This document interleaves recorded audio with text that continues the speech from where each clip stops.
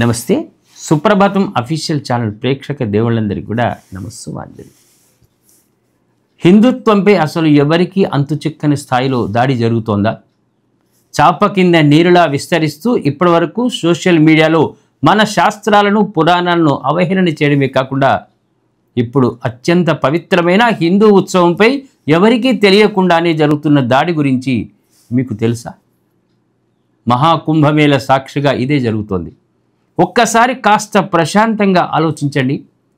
ప్రపంచంలోనే అతిపెద్ద ఆధ్యాత్మిక ఉత్సవంగా ప్రసిద్ధి చెందింది కుంభమేళ. ఈసారి ప్రయాగరాజులో నిర్వహిస్తున్న కుంభమేళలో కోట్లాది మంది భక్తులు పుణ్యస్నానాలు చేయడానికి వస్తున్నారు.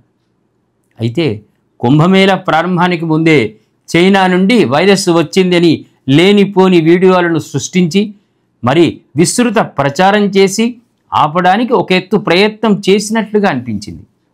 కానీ అక్కడికి వచ్చే సాధువులను వైరస్ పేరుతో ఆపలేమని తెలుసుకొని ఇప్పుడు ఓ అమ్మాయిని టార్గెట్గా చేసుకొని పూసలు అమ్మే యువతిని కావాలని సోషల్ మీడియాలో ఎక్కువగా ప్రచారం చేసేలా ప్రణాళికలు చేసి అక్కడ జరుగుతున్న ఆధ్యాత్మిక క్రతువును ఎవరికీ తెలియకుండా 100 సంవత్సరాల పైబడి వచ్చే ఇలాంటి పండుగ విశిష్టత బయటికి రాకుండా కుంభమేళ ప్రతిష్టను ఓ యువతి పేరుతో మన చేతిలోనే మనం దెబ్బతీసేలా చేస్తున్నారు.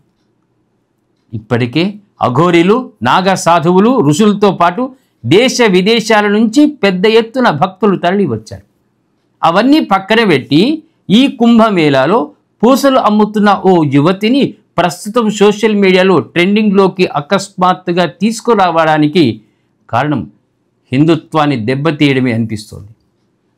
అంత పవిత్ర స్థలంలో ఆ అమ్మాయిని ప్రధాన ఆకర్షణగా చూపిస్తూ ఇతర ఆధ్యాత్మిక రహస్యాలు, అద్భుతాలపైకి ఎవరి దృష్టి మళ్లకుండా కేవలం ఆ యువతిని ఆకర్షణగా మార్చినట్టు స్పష్టమవుతుంది. హిందువులారా, ఒక్కసారి ఆలోచించండి. మనం మహాకుంభమేళ లాంటి ఇంతటి మహత్తర కార్యక్రమంలో భాగస్వామ్యం కాకున్నా సరే, కానీ యువతిని ప్రచారంలోకి తెస్తే మన వేలితో మన కన్ను పొడుచుకున్నట్లే. జాగ్రత్త పడకపోతే మన భవిష్యత్ తరాల పరిస్థితి కూడా అంధకారమే అవుతుందని గ్రహించండి. ఏది ఏమైనా హిందుత్వాన్ని రక్షించడమే మా కర్తవ్యం. ఇది ఉదయాన్నే నిద్రలేపే సుప్రభాతం కాదు, సమస్త హిందువుల హృదయాలను మేల్కొల్పే సుప్రభాతం. జై శ్రీరామ్.